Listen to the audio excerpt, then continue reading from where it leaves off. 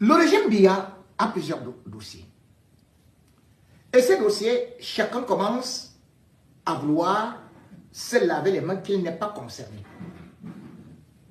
L'affaire Anissé Kane ressemble à une patate chaude. Cette patate chaude où... Veuillez m'excuser.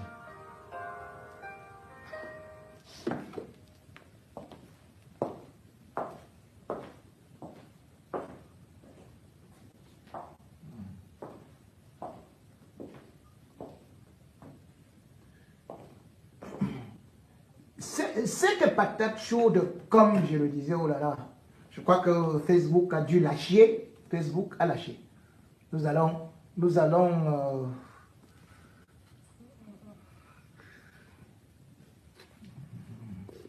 veuillez nous laisser. Donc, je disais que ce régime, aujourd'hui, se retrouve dans une situation où il est non seulement observé, mais surtout, il se retrouve où chacun doit faire ce qu'on appelle le sauve qui peut. Chacun accuse l'autre.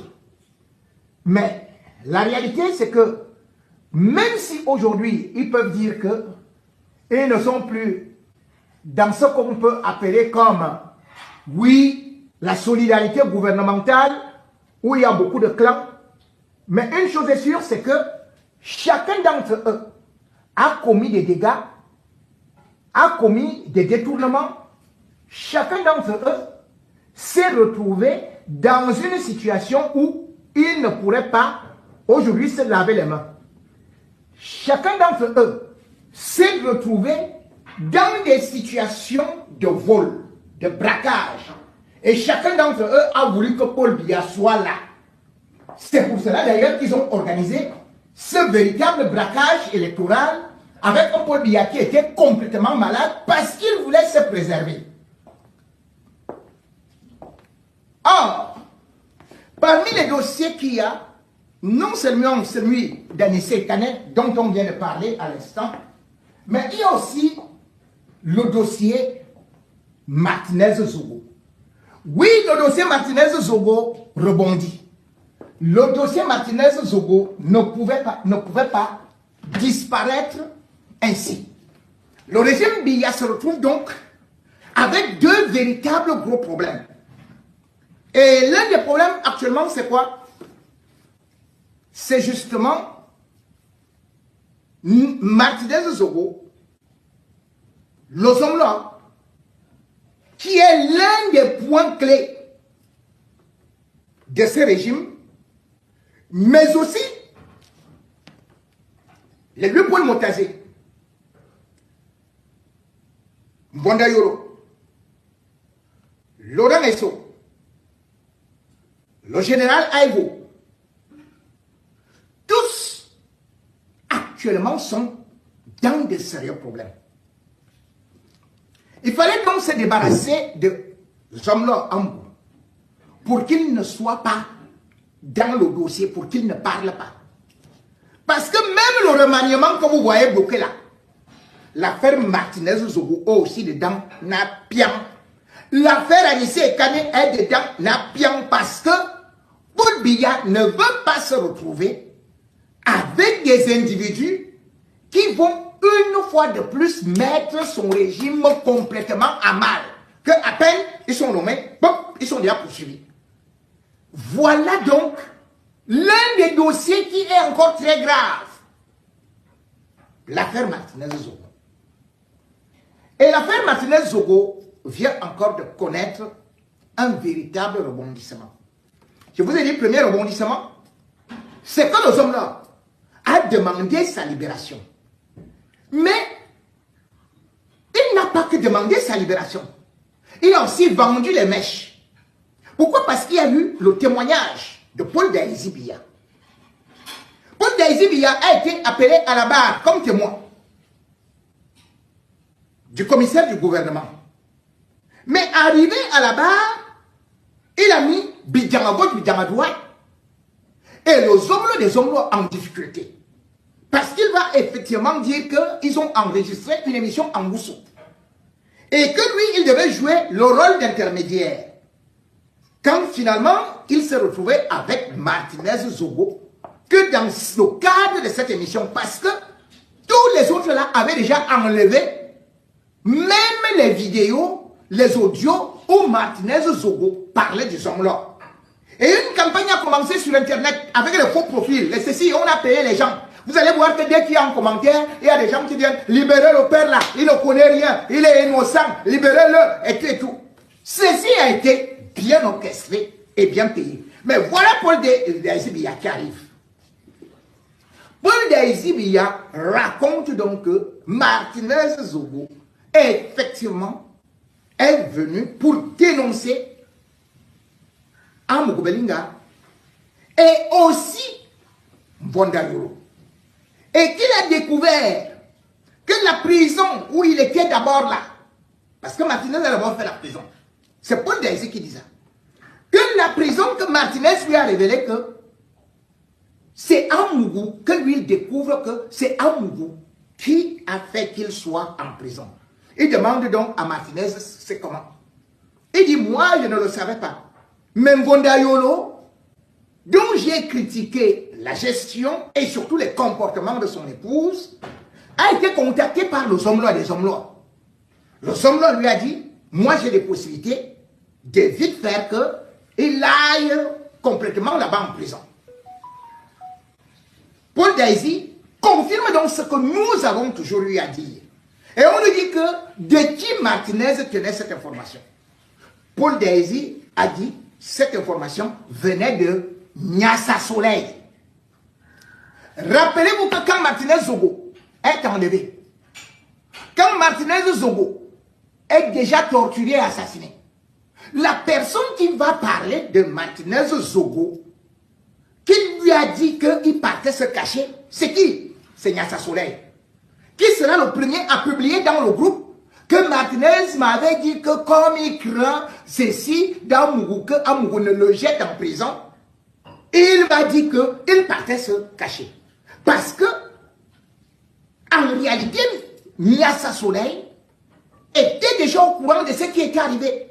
Et il est donc celui-là qui a voulu démontrer que Martinez Zogo était plutôt parti se cacher gratuitement. La première information donc de Paul Daisy, c'est que c'est le même Nyassa Soleil qui est venu confirmer à Amougou, à Martinez, que c'est Amougou qui t'a mis en prison et que Amougou te voulait du mal.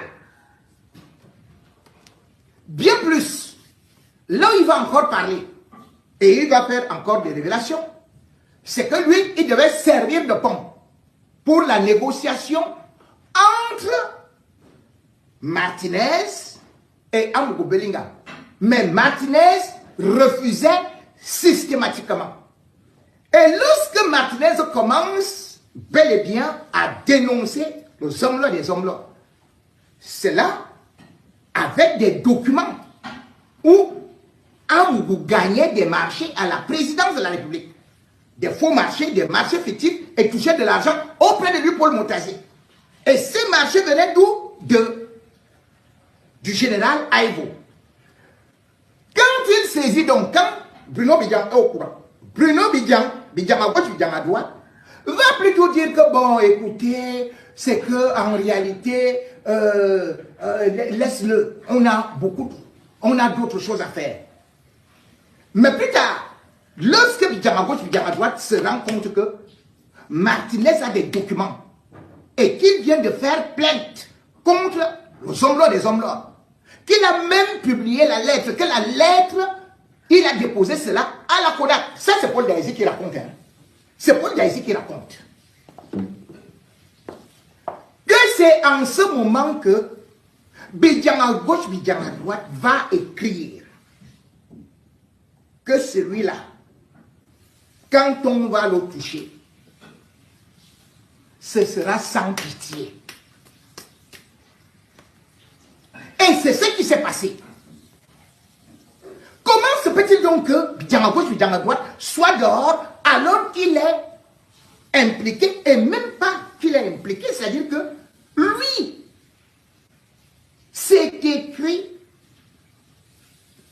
complicité de torture. Et cette torture a abouti à mort d'homme. Mais qu'il soit dehors. C'était la première interrogation. Mais ce qui est extraordinaire, mesdames et messieurs, c'est que ce régime, ils sont en train eux-mêmes de s'entre-bouffer. Bidjamagoua va se lever pour demander à Paul Daisy Biya, toi là tu me connais, c'est-à-dire que vous avez des échanges téléphoniques. Et il y a eu une expertise. Et il vient demander en plein tribunal, au tribunal militaire, que toi là, est-ce que tu me connais? Paul Daisy dit, je ne te connais pas comment. Et il dit, toi, moi, tu connais chez moi, est-ce qu'on a déjà mangé? Est-ce que tu es venu manger chez moi? Il dit, mais, toi et moi, on a déjà mangé plusieurs fois. Même si je n'étais pas chez toi, mais toi et moi, on a mangé plusieurs fois. Voilà les communications. Est-ce que déjà, les gens peuvent, tu ne connais pas quelqu'un et vous avez des échanges téléphoniques? Puisque Bidjanga gauche, Bidjanga droite ne nie pas ces échanges téléphoniques. Il ne les nie pas. Il reconnaît ces menaces de mort qui ont été adressées à Martinez Zogo. Et Martinez Zogo, ça a été effectivement sans pitié. Voilà le premier cas de Bidjanga gauche, Bidjanga droite. Il se retrouve donc en liberté alors que Paul Daisy a tout démontré comment est-ce que le gars était très impliqué, très engagé et travaillait pour son boss. Les hommes-là, lui aussi il est arrivé. Il faut aussi le contre-interrogatoire. Et c'est là où on va découvrir quelque chose, où il va dire justement qu'il est le joker, que c'est lui qui offre les militaires, qui achète les véhicules militaires, qui fait les grands marchés depuis 18 ans avec la présidence de la République. Quand j'ai dit ici que les hommes faisaient des faux marchés, qu'il était avec les haïbos, qu'il livrait même jusqu'au caleçon, les strings et consorts, beaucoup ont discuté. Lui-même s'est levé au tribunal militaire. Il a dit, je suis le 1 des 1 en ce qui concerne les affaires. C'est moi qui ai livré ceci, c'est moi qui ai livré cela. Donc, tous les détournements que Martinez décriait et ce que je racontais, Lozomlo s'est levé lui-même, personnellement, pour aller dire qu'il le faisait vrai. Mais il n'a pas nié qu'il en voulait à Martinez. Hein. Les gens qui nous disaient là que Lozomlo ne connaît rien, ne connaît rien. Il n'a plus nié. Parce que les faits étaient là. Et qu'à plusieurs reprises, justement, avec un autre gars, l'assassinat d'Ola Bébé, Ola Bébé a rencontré qui? A rencontré, bien évidemment, Nathan Amougou. Nathan Amougou qui a une émission là-bas, à Vision 4, au cœur des mystères. Et c'est ce Nathan Amougou qui devait mettre Ola Bébé, le prêtre de Martinez Zogo, qui avait aussi les documents, et il devait le mettre en contact avec Bruno Bidjan. On ne sait pas où ils se sont rencontrés, où ils ne se sont pas rencontrés, toujours le dire que Ola Bébé, lui aussi qui avait les mêmes documents, et qui disait qu'il devrait aider, maintenant si on lui donne la possibilité, un peu de moyens et la sécurité, qu'il va travailler pour... Lui-même, il a été assassiné. Voilà donc des choses qui arrivent. Et quel était leur plan? Leur plan, comme d'habitude en janvier, après avoir payé chez Sikati Gombo, c'était qu'ils doivent maintenant être libérés en décembre. Et leur argument, c'est quoi? Leur argument, c'est que nous sommes des responsables, on a des femmes, donc on doit passer les fêtes en famille. Voilà ce qu'ils sont en train de raconter. Le jeudi, après avoir fini avec le tribunal militaire, ils se retrouvent à la cour d'appel. Les hommes des hommes avec Savom qui faisait semblant être des ennemis. Ils sont devenus amis. Et officiellement, et ils demandent qu'ils doivent aller passer Noël et aussi les fêtes de fin d'année avec des familles. qu'on doit seulement garder leur passeport. Ils vont revenir seulement après pour savoir à quel niveau se trouve le procès et tout ça. Or, le vieux Biya, il sait déjà ce qui est en train de se passer. On lui a dit que Issa Chiroma, qui déjà parlait de l'assassinat de Martinez Zogo et montrait que c'est toi-même qui coordonne ça, que l'impunité c'est toi, et que comme tu es en train de vouloir libérer, voilà ces gens qui sont en train de vouloir libérer, il a dit que non, ne libérez pas d'abord en attendant, ne libérez pas d'abord, ne libérez pas. Voilà comment est-ce que le Zomlo est reparti à Kondengi. Il est reparti à Kondengi avec Eko en disant que cette fois-ci, les réquisitions du ministère public arrivent le 15 janvier 2026. Les choses se seraient déjà un peu calmées. Le Zomlo a financé, nous vous l'avons dit, la campagne de Paul Biya. Bijangadouad a été leur communicateur. Voilà pourquoi le gars reste dehors. Alors que, dans le cadre de cet assassinat, il devrait être à l'intérieur. Et qu'est-ce que le régime fait actuellement? Le régime Biya va prendre Djekam Tchameni qui est malade.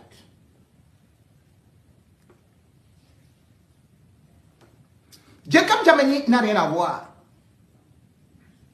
dans l'affaire Martinez. Vous savez que Djekam Tchameni était dans les affaires de Issa Chiroma et Anissé Kane. On envoie Djekam Tchameni à Kondengi. Et comme on savait donc que le Zomlo des Zomlo est en train de partir, au lieu de lui donner une autre chambre, on lui a demandé d'aller occuper la chambre du Zomlo des Zomlo.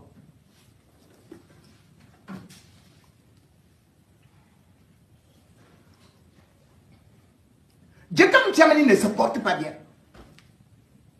Le Zomlo des Zomlo, lui, il avait déjà fait ses sacs, ses valises, qui doit partir. Mais crac, au niveau de la cour d'appel, on bloque. Et qu'est-ce qu'on fait maintenant? Zomlo, jeudi 18 décembre 2025, il atterrit à la prison centrale. Et il trouve qui dans sa chambre? Djekam Tchameni, au moment où je vous parle là. Djekam Tchameni est dans la chambre du Zomlo. Parce que le Zomlo, lui, il avait déjà, lui, il savait que c'est fini. Lui, il part déjà passer ses fêtes et il part directement à Bangui. Lui, il avait déjà tout prévu là-bas. Mais dernière chance, on a dit que, oh, les ordres du Dieu là disent, et on dit qu'il s'est rappelé qu'il ne veut pas qu'on le libère, même si c'est comment, qu'on ne le libère pas, qu'on ne le libère pas. Voilà comment est-ce que, actuellement là, on ne sait pas, on dit qu'on va dormir sur le lit du Zomlo. Ah, Zomlo, lui, il dort déjà là-bas, sur son lit avec qui? Avec Mélissa. Ah, Mélissa, déjà deux hommes. Parce que lui, il est de l'autre côté. Donc, voilà, Djekam Tchameni, le régime Biya, comme ils font souvent leurs choses là, ils ont programmé que le Zomlo sortait. On avait déjà prévu les réceptions et tout et tout. On enlève Djekam Tchameni. On part maintenant avec lui dans la chambre du Zomlo. Que c'est ici maintenant ton nouveau Zomlo. Qu'est-ce que tu fais ici? Hein? Mais je ne suis même pas encore parti. On t'a déjà donné. Mais est-ce qu'on a d'abord demandé mon autorisation? Hein? Je pouvais même si je devais partir, je pouvais partir d'ici tard et on devait donner mon autorisation. Ah! Tout le gars y a parlé. Qu'on ne soit pas surpris que quelque chose arrive à Djekam Tchameni, là-bas en prison. Parce que maintenant, il est sur le lit du Zomlo, ou alors il va dormir debout, ou bien le Zomlo va le jeter dehors. Là, on parle là. Djekam Tchameni. Derrière cela, bien évidemment, comme nous avons toujours dit, les choses qui se passent dans notre pays font honte. Pour un opposant de cette envergure, pour un homme qui, il n'y a aucun élément contre lui, juste parce qu'il a soutenu Issa Chiroma, se retrouve actuellement avec non seulement Ekweko, un grand tueur, mais de surcroît avec quelqu'un qui ne le veut pas.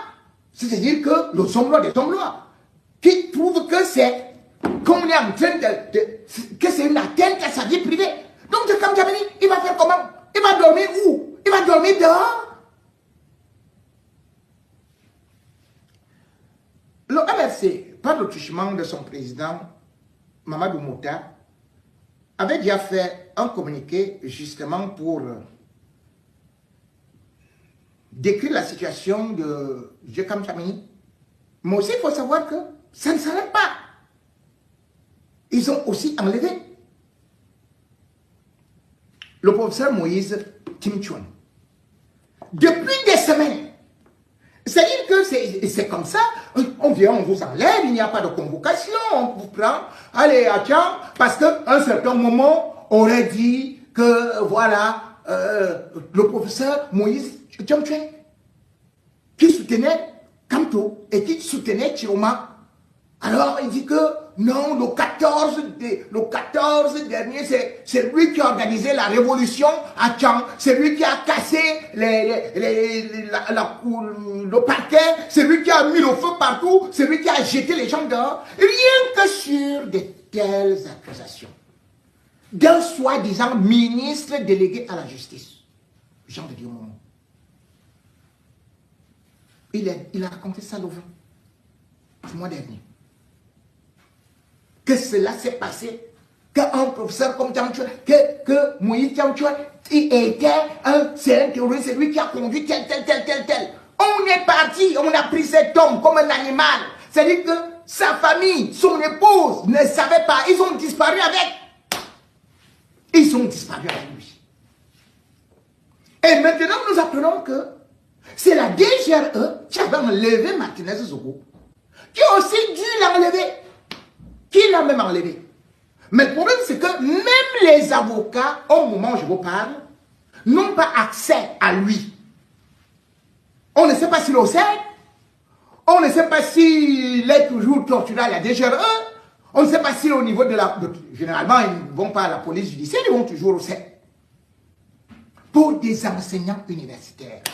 Voilà Paul Biya, l'homme qui a apporté, qui prétend qu'il a apporté la démocratie au Cameroun. Communiqué de presse, objet enlèvement du professeur Moïse Tim Chuan. Appel à une libération immédiate. Yaoundé le 18 décembre 2025. Le mouvement pour la renaissance du Cameroun, MRC, exprime sa profonde inquiétude et son indignation suite à la disparition forcée du professeur Moïse Tim Chuan, cadre éminent du parti et universitaire respecté. Les faits. Voici plus d'une semaine que le professeur Tim Chuan a été enlevé à son domicile de Tchang. Ce rapt intervient après plusieurs jours durant lesquels des individus non identifiés rôdaient de nuit comme de jour autour de sa propriété, instaurant un climat de harcèlement et de menaces. À ce jour, sa famille, ses proches et ses conseils sont sans aucune nouvelle de lui. La position du MRC. Le MRC dénonce avec la plus grande fermeté ces méthodes d'intimidation d'un autre âge. Exigence de libération, le parti exige la libération immédiate et sans condition du professeur Moïse Tim Chuan. Dénonciation des méthodes.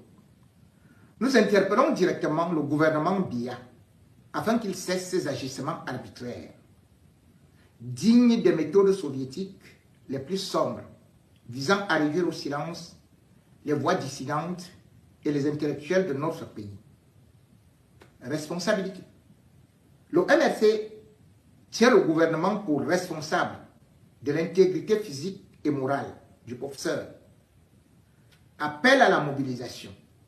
Le MRC appelle le peuple camerounais les organisations de défense des droits de l'homme et la communauté internationale à rester vigilants face à cette recrudescence de la violence politique et des disparitions forcées. La sécurité des citoyens ne doit plus être un outil de répression politique. Pour le MRC, le président national par intérim, Mamadou Mouta.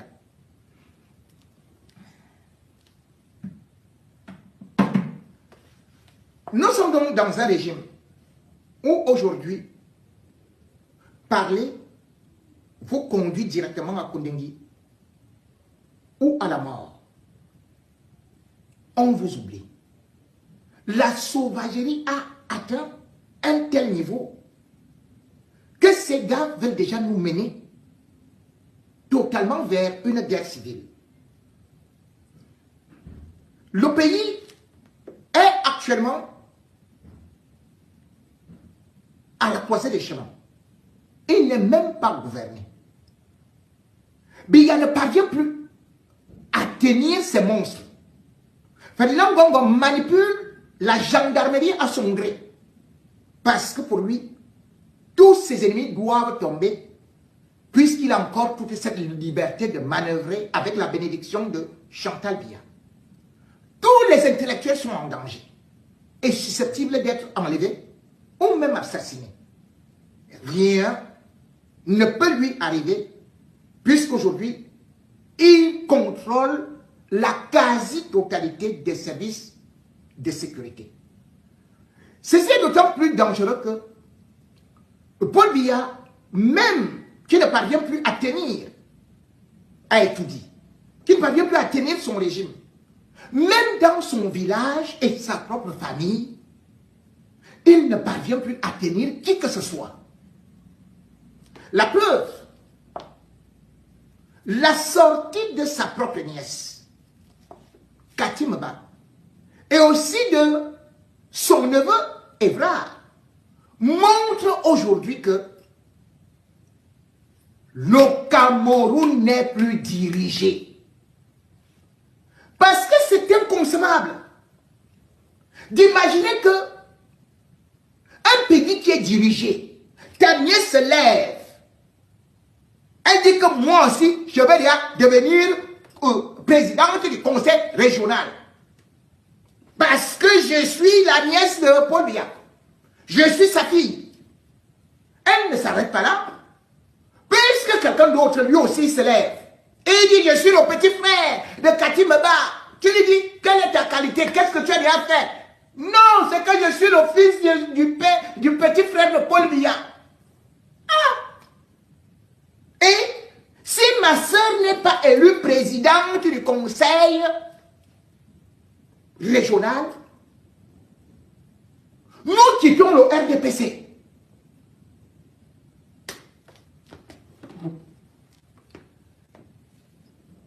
Si c'était des menaces venant d'un opposant, il aurait déjà été arrêté pour tentative de déstabilisation, appel à la rébellion, appel à la sédition. Mais là, ça vient de la famille de Paul Biya qui critique ce que Paul Biya fait. Pourquoi? Parce que Jacques Famondongo